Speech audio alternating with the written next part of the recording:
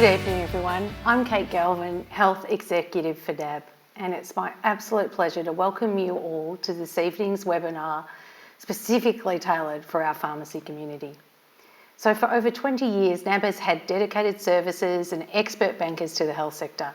We're extremely proud of our specialised focus on this significant sector of the Australian economy, and never more so than in 2020. In the last 5 months alone, I hope a few of you know that we've enabled card not present merchant payments for our overworked pharmacy customers. We've supported telehealth claiming via rapid changes to high caps. We've set up deferral and loan support packages for our customers in NAB Health, Medfin, when their cash flows are interrupted like never before. And we've supported our aged care customers at the front line of COVID-19 outbreaks. Being a proud health banker has never been more meaningful to us. So at the moment, we hear every day about the balance between the economic outcomes and the health outcomes.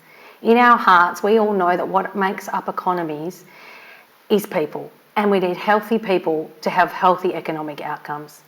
Health bankers have always realised the importance of the work that our clients do to create a healthier Australia. We're committed to continuing to support you all in this work. There have been many negative impacts from the pandemic, and Dean, particularly when he talks about the results of the pharmacy survey, is going to touch on some of these. But one of the positive aspects, I believe, is that all Australians now understand the importance of a healthy and well-functioning health sector.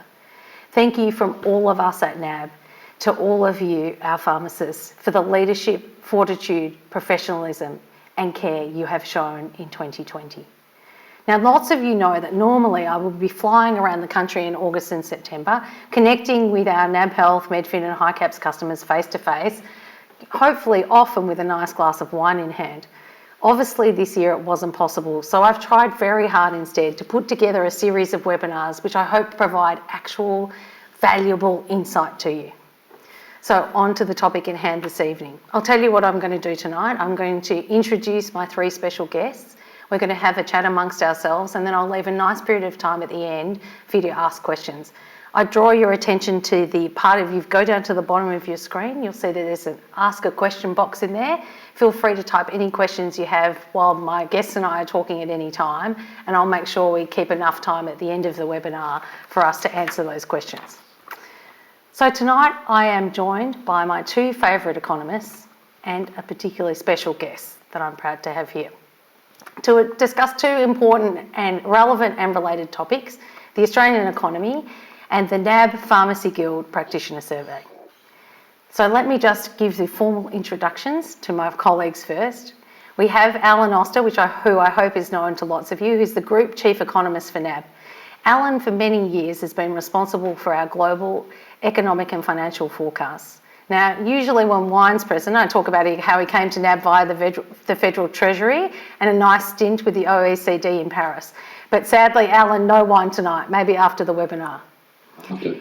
We're also joined by Dean Pearson, who's NAB's Head of Behavioural Economics. He's been analysing the Australian and global economies for over 20 years. And he has recently conducted our first ever pharmacy survey, which we had over 200 respondents to. So he's got some fantastic data that he's going to talk to us about.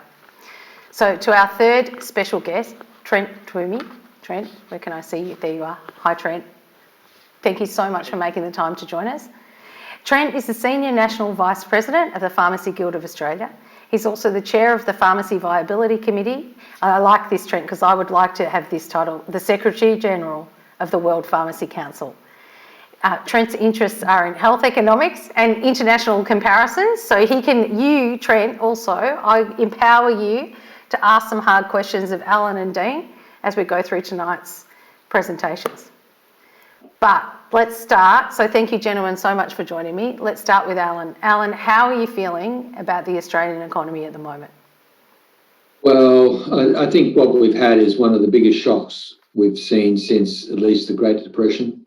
It started in March, April, and it sort of started to recover.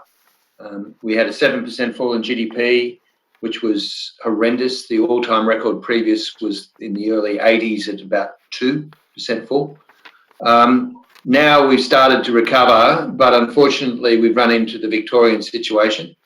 And so overall, in September to December, we think the economy is going sideways. We're hoping that by the end of the year, state borders are basically open and that we will see a significant increase in activity during the course of next year. Now, a couple of points. Probably the simplest way to describe what's happened in Australia is from the beginning of the year to the end of the year, we've probably dropped around about 7%, 7.5%, nearly 8%. Next year, we're hoping 4.5%. The problem that we have, though, is that we won't get back to the level of GDP that we had at the beginning of or if you like, at the end of 2019 until mid-2023. It means there's a lot of unemployment that's going to continue to go up. And, we're just hoping that we don't get too much problems from that, high levels of unemployment, and also the fact that a lot of firms are going to find it very difficult to reopen and establish themselves and continue. For unemployment, it stays really high. So we've got a 10 by early next year. We get roughly 8 by the end of next year, 7 the year after. And so really interest rates are going to be low for a really, really long time. Within the economy, different things are happening in various sectors, obviously. Retail is very strong. Hospitality is very weak and going backwards. Interesting in the retail space, one of the strongest bits that we see is basically pharmacies. We also see a large increase in spending that's been supported by the government and also the withdrawal of superannuation, where basically people are spending essentially to renovate their house, put in an office, work from home, all that sort of thing. So the short-term outlook is challenging. And I think it's the only way you can say it. It's not a recession the like of which we've ever seen before. The medium-term outlook I still think is good. So my response when people talk to me about population growth and all that is sure, but relative to offshore, the amounts of damage that has occurred in the Australian economy look a lot lower. So we dropped 7% in the June quarter. The US was really happy to only drop 9%. Europe dropped 12% and the UK dropped 20%. And New Zealand's probably going to drop around 15%. So as I look at the health impacts, I think we've done pretty well on the virus. We've got it.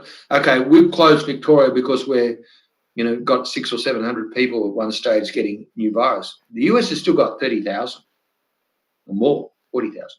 And Europe is now starting to close down again because they've got problems. So I think in the medium term, people will look at Australia and say, this is a good economy. It's connected still to Asia, maybe not so much to China, but also to India and maybe even to the UK.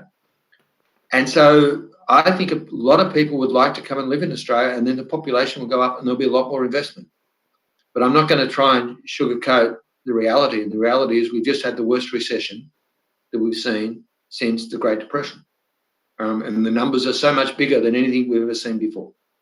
So I'm feeling nervous in the short term. In the medium term, I'm pretty relaxed. So in the short term, Alan, we have the federal budget coming up, and we've just discussed that lands, probably just a little over 4 weeks. What are you anticipating to see there, and what do you think you should see? I think they've got to spend a lot of money. Okay, a lot of people say, we'll get really bad levels of debt, but everybody spent the same amount of money, and we started off with about 18% debt to GDP ratio. The rest of the world started at about 90%. So what you've got to do, I think, in terms of the budget is use money to get out of the hole we're in. Because you don't want to basically, as they say in Canberra, win the battle and lose the war. So areas that I expect to see tax cuts for the SMEs and general business community. I expect to see investment allowances. I would think that in the public sector, any sort of acceleration of infrastructure spend would be really good. So I don't want an extra airport. I just want basically people accelerating the rate. I really like the idea of public housing investment, because construction, despite the fact that it hasn't really been locked down, is the worst performing sector we see. Then finally, I think I'd like to see some more support for areas that have essentially run into big trouble. So I suspect you'll see more support for manufacturing. You'll probably see more support for areas that, like airlines and hospitality, that are doing it really tough. If you can also somehow manage to do things that will be better for Australian productivity in the medium term, like cutting red tape and maybe company tax, if you can get it through, those things would be good. So the idea, I think, is you have to spend money to get out of here. We can afford to do it. The cost of borrowing is tiny. Interest rates are not going to go up anytime in the next 3 years or so or more. And they're going to keep essentially the cost of borrowing really, really low. So they're the sort of things I think we should see, and they're the sort of things I think we will see. Alan, how do you see opening up the borders? How important is that we open our borders, and where do you think that will benefit in the economy? It's really important. One of the less known statistics around the place is that the number of Australians that go overseas and spend is basically twice as much as the number of foreigners who come here. So if you basically kept the international borders shut, and I think they will until this time next year at least, but you opened up the interstate borders, you would actually be positive for the travel industry. Now, it's going to get swamped also by the fact that students aren't coming. But in terms of local tourism, if I can fly up to Cairns and see Trent, that'd be great. And it would actually be positive for the Australian economy big time. So if they don't do that, I'll get very nervous. And I think everybody's forecast at present, which is similar to ours, in the mainstream anyway, are basically saying we've got to have that, otherwise it's going to be a problem. Yeah, no, thank you. Thank you, Alan. So think about your questions for Alan, and please feel free to start populating the question and answer box. Now, Dean, turning to you, we've been really lucky to collaborate with the Pharmacy Guild of Australia on our most recent survey of the sector, and we've got Trent here to share his perspective as well. But before we get into that, can you give us an overview of the research? Hi, Trent, we just cut to you. Can you give us an overview of the research and your key insights from the survey? Absolutely, and you're right, Kate. We're very grateful for the degree of engagement we got from the pharmacy sector, which was overwhelming, really, because I appreciate the burden some of these surveys can be on people. I suppose not surprisingly, COVID-19 is overwhelmingly the biggest concern, but it's also viewed as overwhelmingly the biggest driver of change in pharmacy. Around 2 in 3 pharmacists were expecting to restructure their product or their service offering by meeting change of consumer needs going forward. About 1 in 4 were planning to cut staff. So against that background, it is concerning that about more than 1 in 4 rated their personal anxiety levels as high. About 2 in 3 reported increasing levels of harassment for themselves or their staff. That was about 6 in 10 in Victoria, and then alarmingly, that was 8 in 10 in New South Wales and Victoria.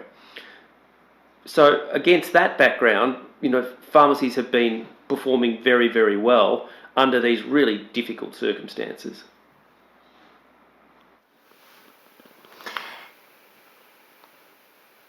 I'm just trying to think. So what did they think? We'll go straight into my pointed question, Dean. How did they feel about the 7th Community Pharmacy Agreement? The agreement was very positive, I have to say. Generally, it was really well received. About 8 in 10 pharmacists expected some positive upside for their business.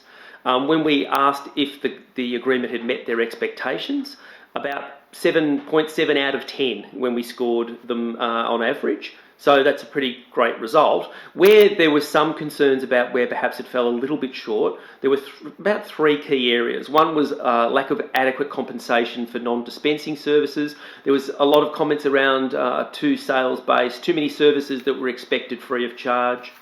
Remuneration failing to keep pace with the cost of doing business. There were calls for Medicare card swipes of vaccinations, increases in per script fees. Also concerns around the ongoing $1 discount on PBS claimable scripts.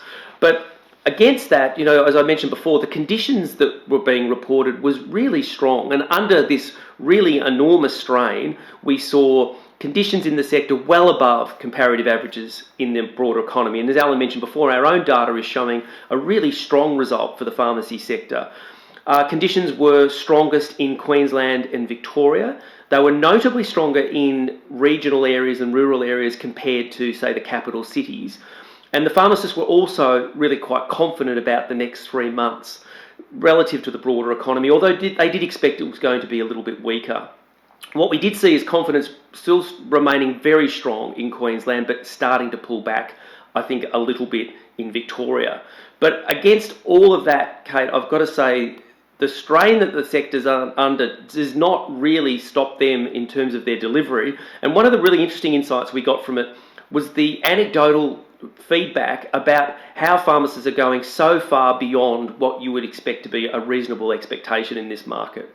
Things like, making home deliveries, even making home deliveries of groceries, providing unpaid counselling, bereavement counselling, counselling for addictions, counselling for loneliness, fixing wheelchairs, making beds for elderly patients, feeding their pets, arranging medical appointments. So I think within that, it's a really interesting story of a sector under pressure, but really responding incredibly well. So, Dean, you've talked about how they're adapting. Did you get any insights into how our pharmacists are innovating? Yeah, very much so. There was a whole degree of innovation, but also pharmacists looking very much towards the future about what they're expecting. And a lot of that is around innovation. When we talked to pharmacists and said, well, can you tell me what a pharmacy might look like 10 years from now? There was a lot of discussion around technology, a lot of discussion around AI, paperless prescription, robotics, automation. Some were even expecting fully digitised pharmacy. There was a lot of talk about pharmacy becoming a true health one-stop destination, which a much greater range of prescribing options, multiple pharmacists, some pharmacists specialising across a range of health services.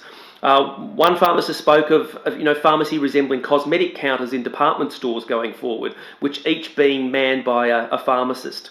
Others expected the pharmacy to resemble more of a doctor's surgery with a lot more consulting rooms. I've got to say there was a big feeling that the physical footprint of a pharmacy going forward would be a little bit smaller, a smaller dispensary, less range, more contactless. A number of pharmacists reference, Amazon Go and some of their convenience stores where you pick up products and you walk out and it's automatically charged to your phone, so no cash registers. Much more feeling that pushing into more in-house testing, blood pressure testing, DNA testing, saliva testing. Some pharmacists even spoke about having pathologists in store going forward who have that ability to diagnose and provide advice. A lot more collaboration with other health practitioners, more nurses, for example, but also I think fewer independents was one of the concerns, were that more discounters and bigger discounters going forward. So to sum up all of that in that survey, I think the sector's clearly under a bit of strain, but is incredibly resilient and very, very high performing, as Alan mentioned, particularly given the current climate. But I also think, there was a bit of concern that the vital role that pharmacists are playing in primary care, and as I mentioned before, all those things that pharmacists are doing above and beyond what is a reasonable expectation, is not fully understood outside of the sector, but they are innovating and pushing hard. So while I think the business outlook is really secure, the one big thing that I took out of that was the mental health toll for pharmacists that really urgently needs to be addressed. No, it's such a good call out, Dean, and hopefully we have some of our pharmacy customers that joined us when we talked about mental health and wellbeing in the middle of the day, and maybe we can touch on some of, hopefully we can touch on some of the things that might help deal with that as a pharmacist, but also when you're dealing with your customers who are at the, often feeling anxious and dealing with a lot of pressures at the moment. Now, Trent, thank you so much for joining us. We're really grateful that you could take the time. I'm very conscious we were talking this morning about, it's the last sitting of Parliament in Queensland before they go to a state election, is that right? Yeah, today's the last day. Yeah, and I'm sure that you've been busy talking to many politicians. Well, and I don't know whether or not my presence in the House today was the reason 4 cabinet ministers resigned, but it's a lot happened in Queensland today, I can tell you. And there does seem to be a lot happening in politics all around the country at the moment. But to the matter at hand, Trent, you were the lead. You played a significant and critical role in delivering the 7th Community Pharmacy Agreement.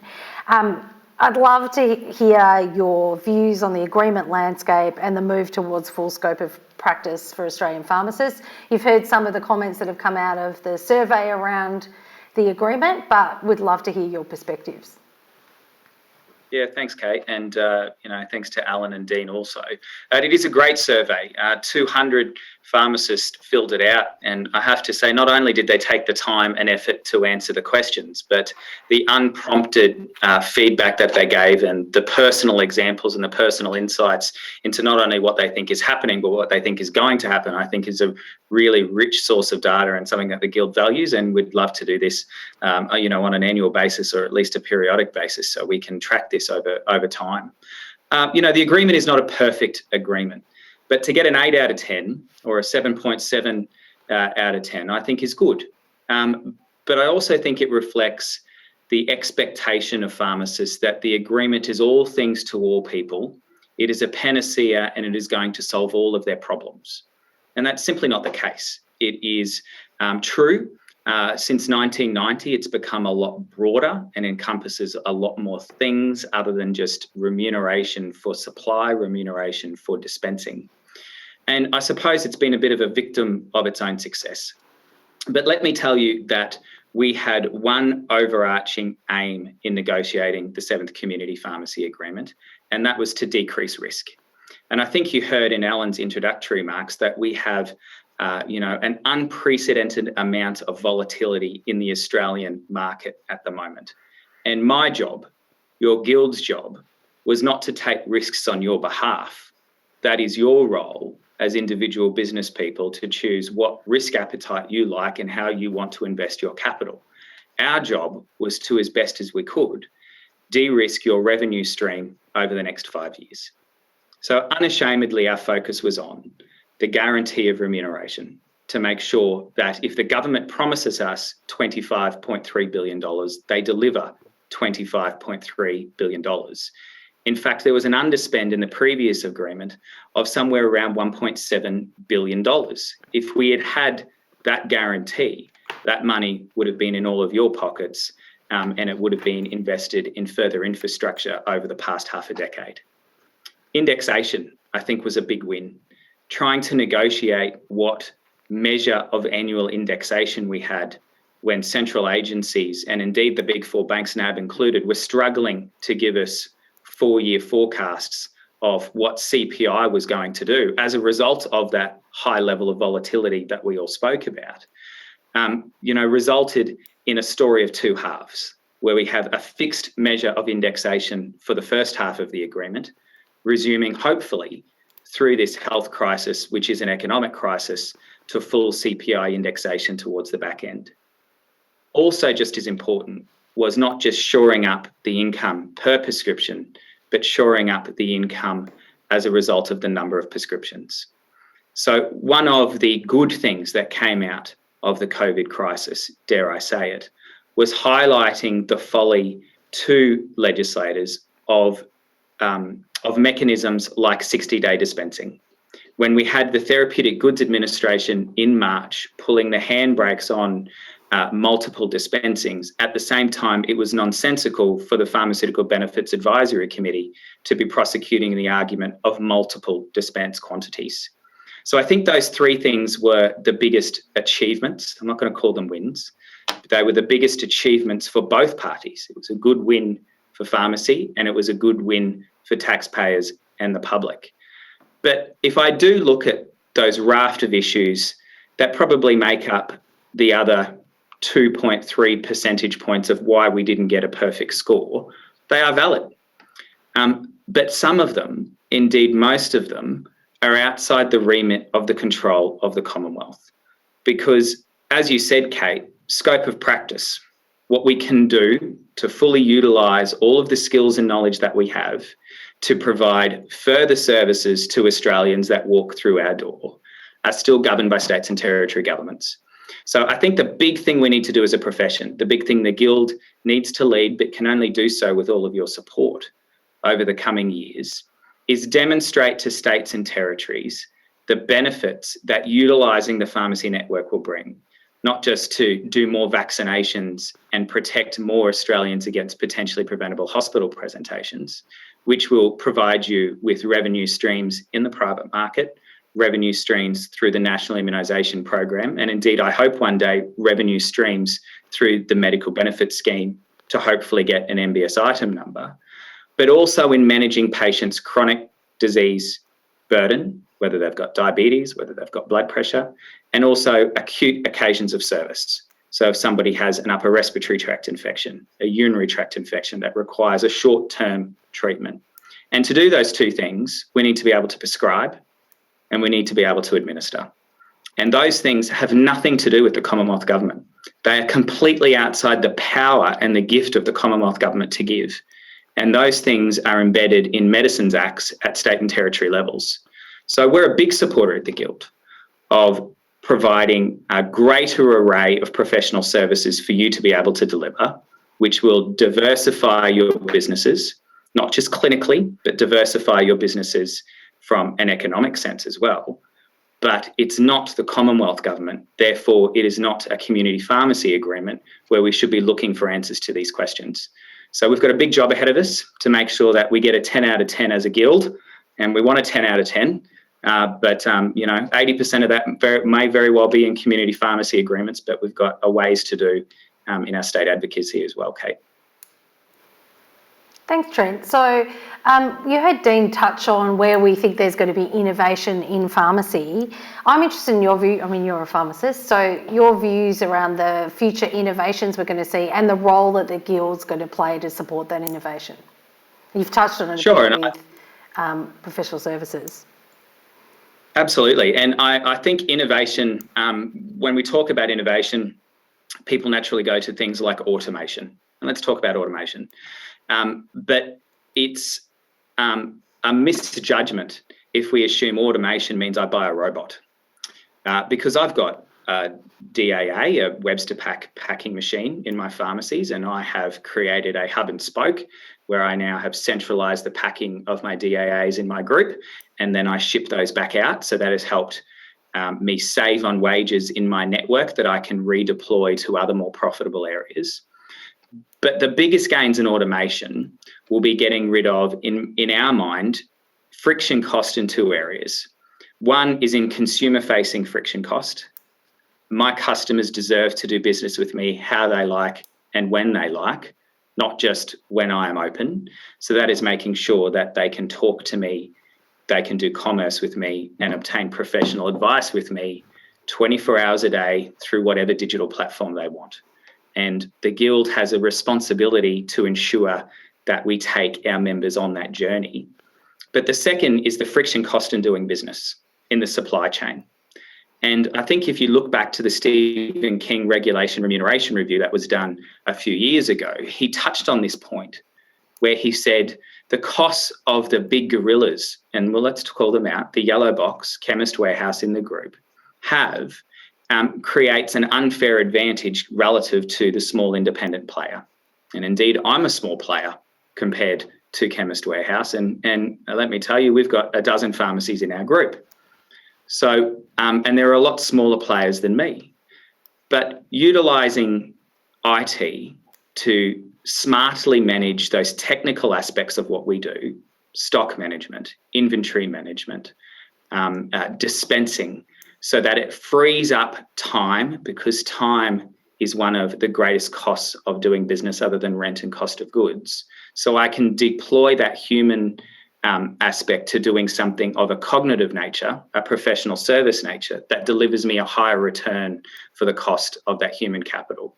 And I think those are the two areas the Guild needs to show leadership in digital transformation in bots and decreasing friction cost in doing business, but also in digital transformation in the way our consumers can access our product, not just when we are open and how we choose to open.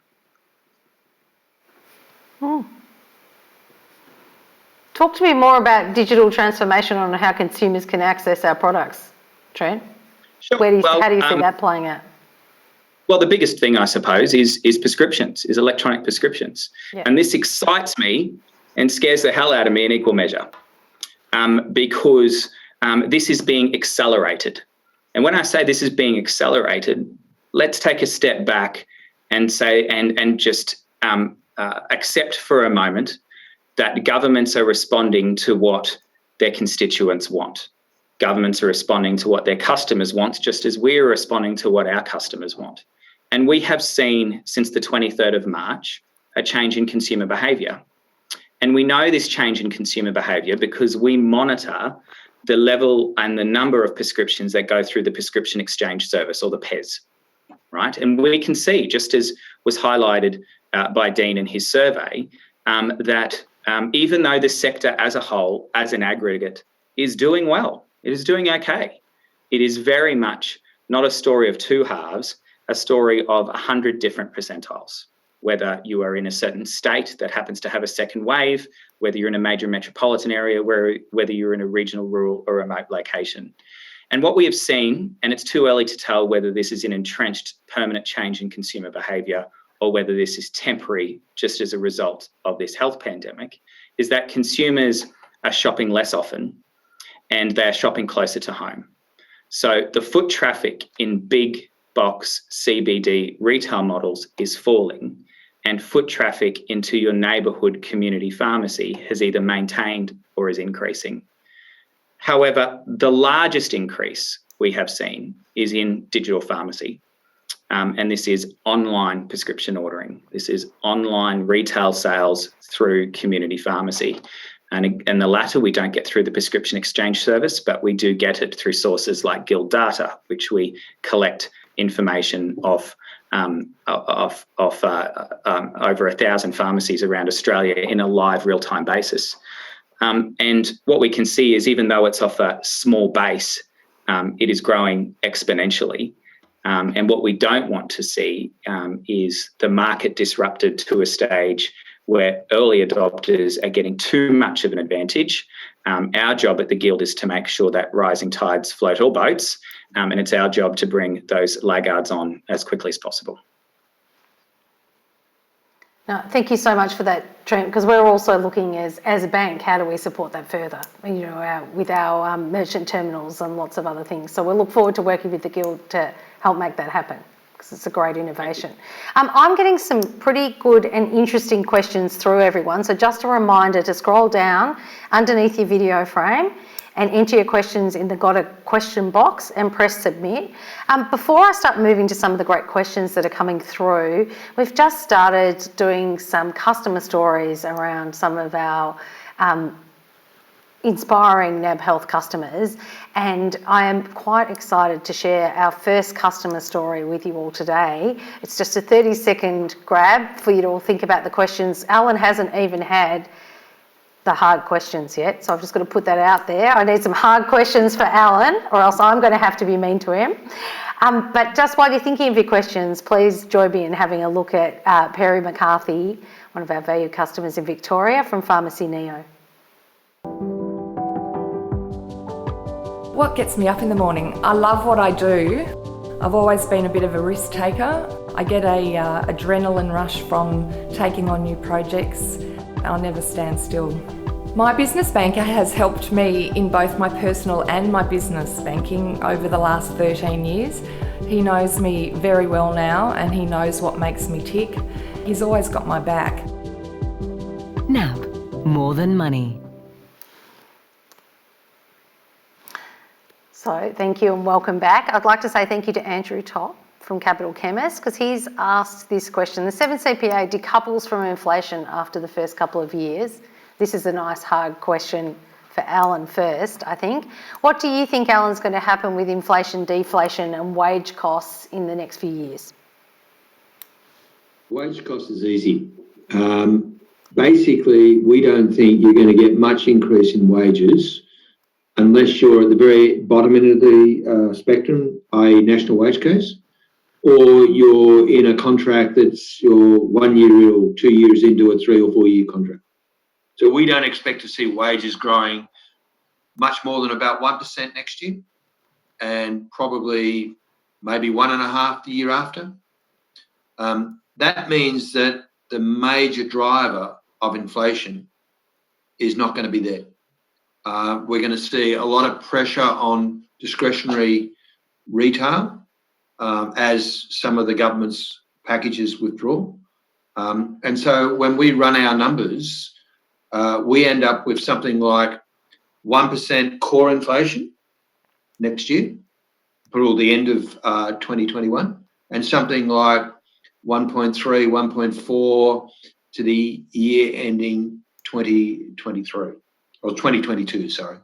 So that also means that, there's going to be a lot of pressure on margins. It also means that the Reserve Bank is not going to be increasing rates anytime soon. They're trying to get, on average, 2.5. They're going to get 1.5.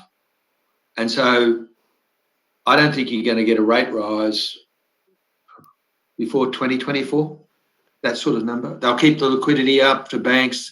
They'll keep trying to sort of get credit out there, but they're not worried about inflation. And so, but they're not worried about inflation because they're not expecting much wage increase either. And so that's a bit of an issue in the medium term. And Trent, So, because of the structure of the agreement, you must have a view on this as well? well, I just wanted to probe because I think I know where Andrew's going with this. So in 21-22, so we have 4 indexation points in the agreement. We have fixed indexation of 0.5% going from 21 to 22, and again from 22 to 23.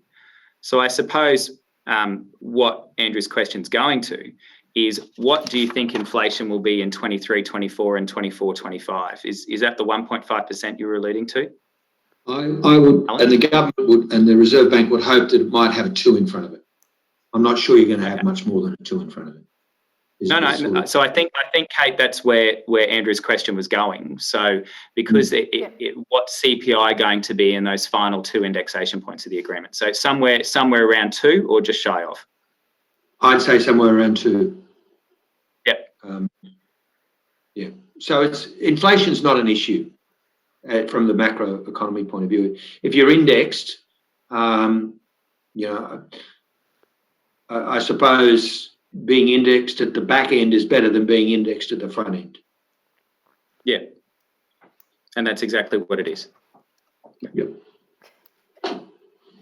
Thank you for the question, Andrew. I've got a nice technical one here for you as well, Trent.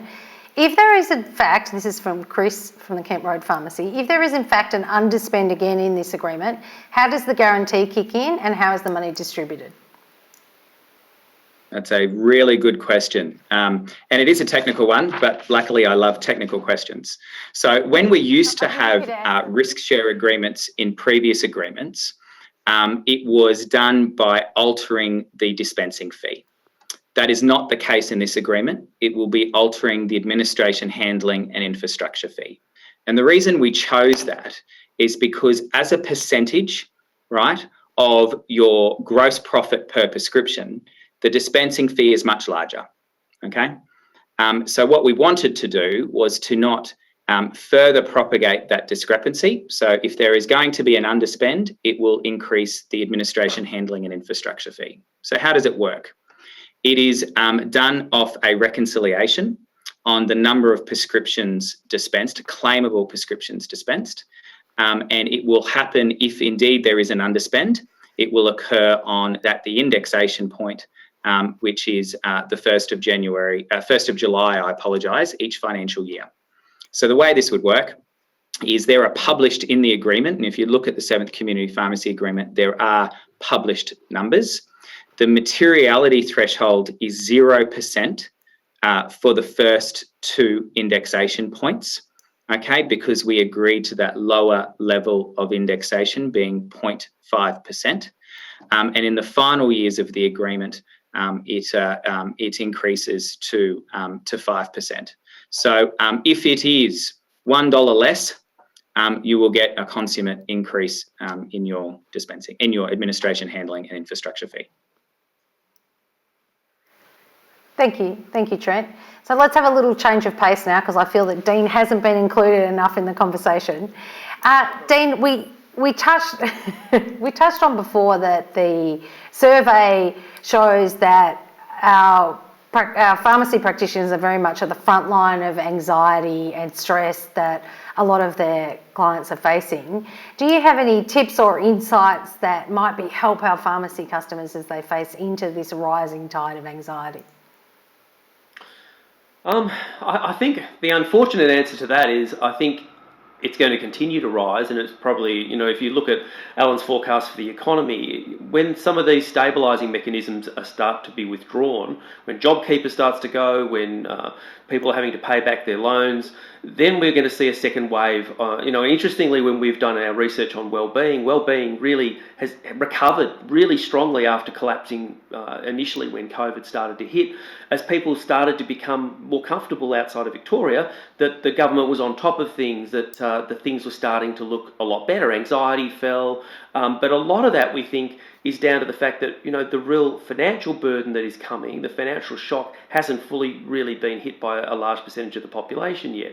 So I think as that comes forward, then I think the real challenge that pharmacies will face is that frontline role as counsellors.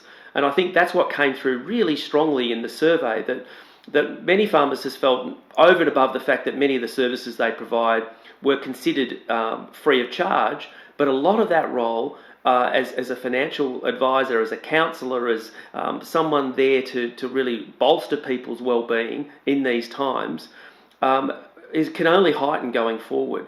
So I think the challenge here is that pharmacists are providing exactly what we've heard today from Beyond Blue, someone who can listen to people. But the challenge is they've also got to be remunerated increasingly for some of those additional services.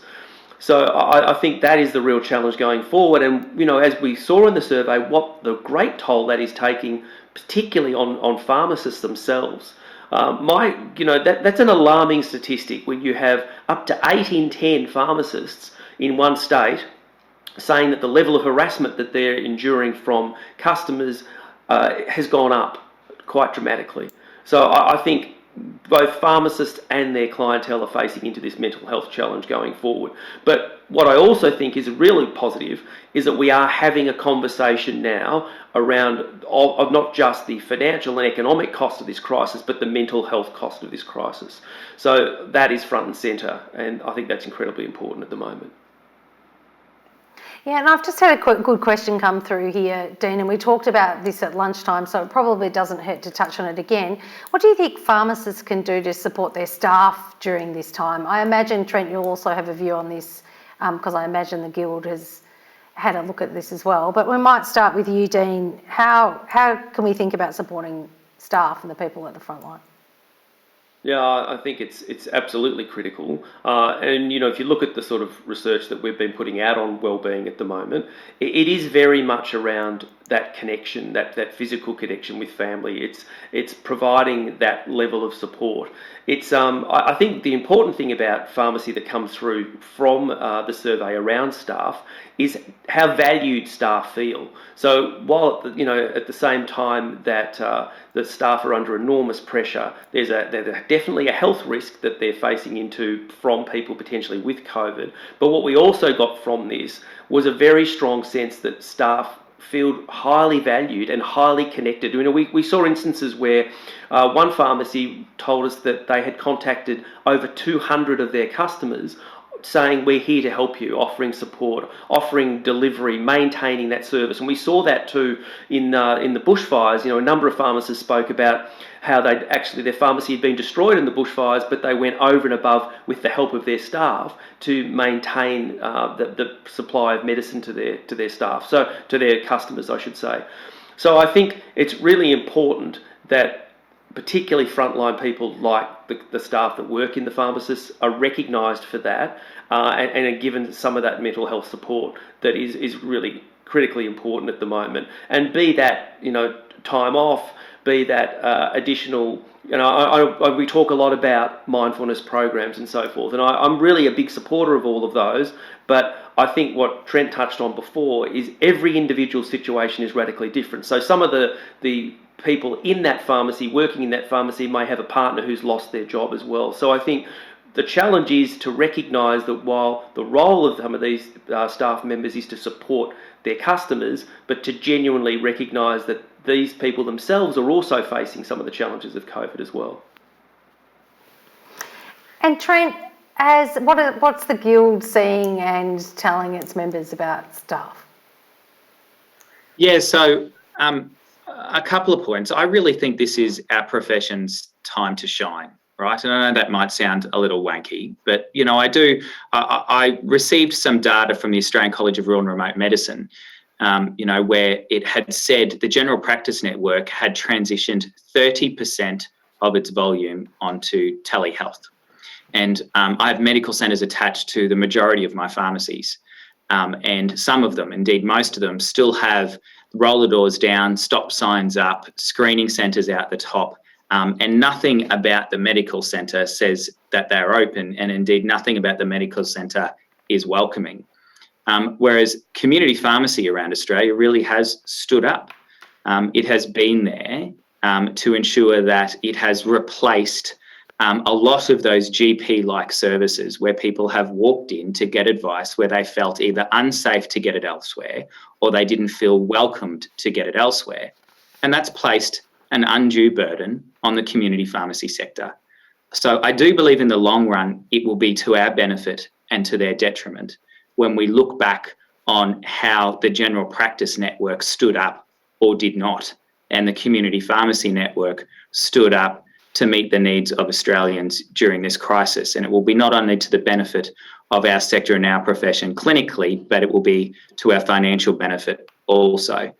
But there is a very real human cost that came with when that frontline pressure was felt. So a couple of things. Firstly, as a pharmacy owner, I was grounded for the month of April and couldn't get down to Canberra to do my normal Guild duties. So I spent that entire month doing pastoral care amongst my community pharmacy network because I could only look after my patients through my pharmacies if I looked after my staff first. And I know pharmacy owners don't view their staff, as a resource. They view them as family. And a lot of what our members were doing might not have been frontline clinical work. A lot of what community pharmacy owners were doing in that month of April was pastoral care, was human resource management, and was providing support to an overstrained workforce as a result of the overflow that was coming from the stepping down of emergency departments and the stepping down of general practice. So we saw that immediately. Pharmacy owners did that intuitively and naturally. Our result, or our response, I should say, was to ensure that we provided pharmacy owners and pharmacy managers with the support that they needed. So what we did is we quickly stood up a COVID-19 resource centre on the Guild website. We could have put that behind a member paywall. We didn't. It's still there. It is still active. It provides a hub for bringing together all of the noise and all of the information that was coming from various levels of government and from various not-for-profit agencies with the very best of intentions. But speed was trumping perfection at that apex of the crisis. So what we tried to do is provide community pharmacy owners with a hub for not just industrial relations advice and pastoral support, but where they could triage and refer and send people to. And indeed, that hub is still active. It gives you advice on not only how to redesign workflows in your pharmacies to protect your patients and to protect your staff, but what to do if you have an active case identified in your patient cohort or in your staff cohort. And that's still there today. Fantastic. Thank you so much for that, Trent. That was really comprehensive and well thought out. Now I've got a hard question for Alan. Alan, if you thought it was glass of wine time already, it isn't. Thank you to John Hardcastle from Cairns. Sure, hopefully, Trent, you know each other. Alan, we are keen for your comments on rent increases with respect to historical levels and how shopping centre landlords should be, what they should be prepared to wear. And I know we've had a conversation already today about commercial real estate, but very keen to hear your views on rents. Look, I think the reality is, particularly in CBDs, where less people will be around, that there's an oversupply and their prices will, the value of their properties will go down. In terms of rent, I would have expected that those rents would have to start to be paid soon. So you can't have the sort of, you can't kick them out anymore. So I would expect to see rents starting to go up or actually be paid, I suppose is the main thing. The struggle, I think, is that Zoom and people not coming back to work means that some parts of the economy will really suffer. And the bits that we see suffering the most in all our data are basically a combination of retail and also office. And so, they're going to be very difficult. And if you've got a pharmacy in a CBD or in a built-up area, that's sort of a large chunk of that business is associated with workers coming into the office, that's a problem. That is a big problem. And we're still seeing on general, the level of activity in essentially clothing, footwear, etc. is appalling. And so there's a lot of stress everywhere there. And so it's going to depend on how it all pans out. One of the more depressing Zoom meetings I did was with essentially insolvency experts. And, you ask them, how are you going now? And they're saying, we've got no work. And I'm saying, well, that's a bit of a problem for you. And they say, no, don't worry, just wait till January. And then we'll be overworked. And so I think as this income gets withdrawn, as people then have to repay, as unemployment rises because more people are actively looking for a job, that's going to keep pressure on prices and rents for quite a while. And so I'm afraid I'm not going to try and sugarcoat it. It's tough. That's one of the toughest, hardest parts of the economy. No, thank you, Alan. I've got some thick and fast questions coming through here. So I think this one will go to you, Trent. Pharmacy is Philip, this is from Philip. Pharmacy is a team business. What are the new skill sets and where will the training programs come from to build the new and innovative services? How are we going to pay for training? How does the Guild think about training? Excellent. Hi, Phil. I haven't been to Newcastle in a while, mate. I look forward to coming and visit when we finally get the borders reopened. Well, training's two areas. Firstly, we need to step up our paraprofessional workforce or our pharmacy assistant workforce. So we do have a comprehensive workforce strategy and a vision to deliver on it. That is based off an environmental scan that we did using the World Pharmacy Council that Kate mentioned in her introductory remarks. Australia might be at the head of the pack in terms of, as you know, our remuneration structure for dispensing PBS medications, but we are not ahead of the pack in first world countries comparable to peers such as Canada, such as the United Kingdom, in terms of scope of practice. In order for the pharmacy network to deliver more, we need to shift some of those technical functions we do, ordering, handling of controlled drugs, balancing the controlled drug safe, doing some simple compounding, to our technical staff, our pharmacy assistant staff. And indeed, there is nothing, no mandatory minimum training for pharmacy assistants in Australia, as you know, Phil. The only requirement, if you wish to be QCPP accredited, is to do the Cert 2, Cert 3 module.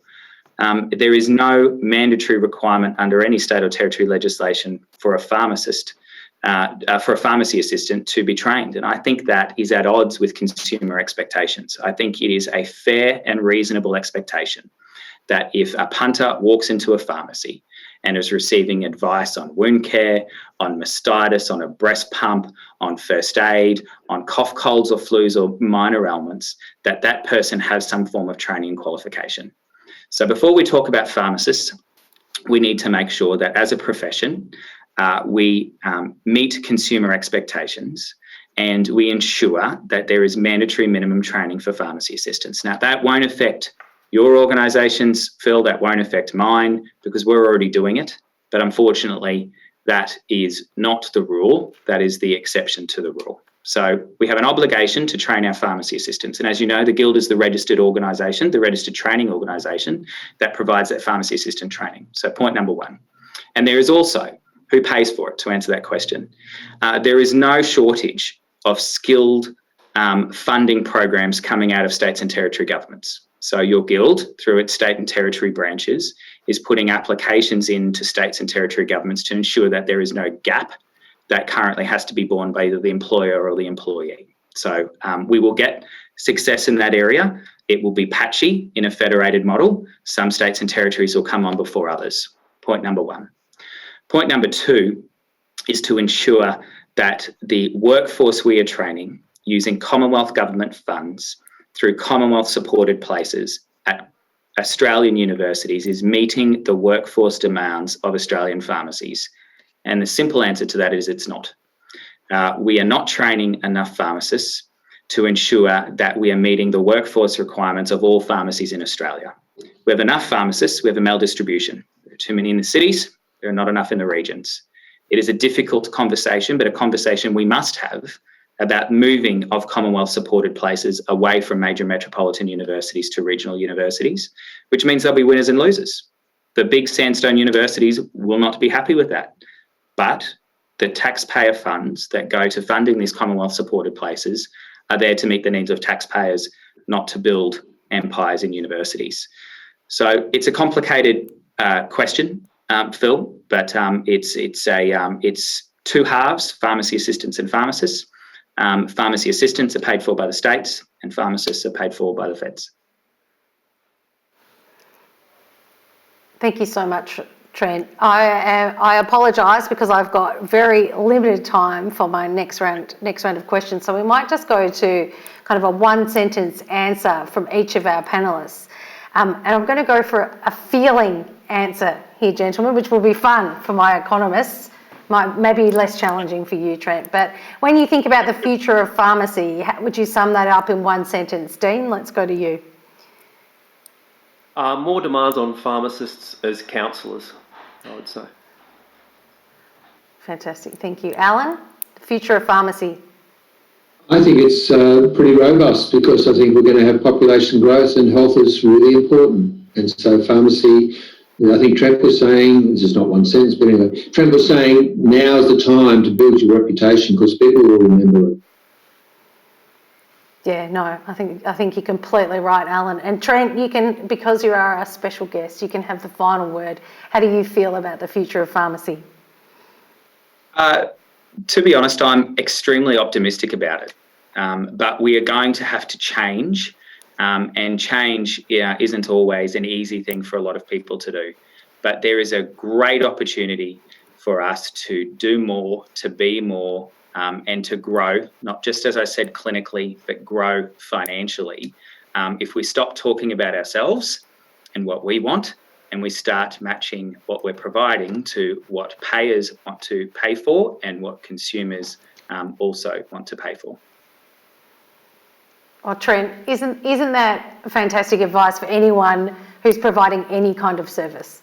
Because you actually, if you look after your customers and give them what you want, then everything else follows. So thank you for that. It's a wonderful insight. I think, so just a couple of closing remarks from me. I agree with you 100%, Trent, and we can see that from our survey data and the insights we've got, that community pharmacy has really stood up during COVID-19. So everyone on this call, everyone involved should be extremely proud of how you and your teams have responded to this once in a lifetime challenge. And I agree with you, Trent, that it's time to shine, and we are very happy and excited to be supporting you all to do that in the future. So just a couple of thank yous. Thank you so much for all of you that took time, and as Dean said, it takes time to fill out these surveys, but you can see you have given us really rich data and insight that I hope was of value to all of you to hear. It's really important that I mention that the results of the survey will be up on NAB's business research and insight pages. We've shared the results with the Guild as well, so they'll be able to distribute them to you. But most importantly, all of my bankers also have access to all of the things we've talked about tonight. So please do contact your banker if you want to hear anything more about the things we've talked about. Final thanks. So thank you so much to my panellists. Thank you to Dean and to Alan for joining me again this year, but also special thanks to Trent for making time late in his day in a busy time in Queensland, you lucky thing. But thank you so much for joining me, gentlemen. Thank you so much to all of you for making time. Hopefully you're all sitting with a glass of wine in front of the webinar and you found it valuable. We would really welcome your feedback on things that we could improve. But thank you most of all for being really valued customers of NAB Health. Everyone have a safe and wonderful evening. Thank you.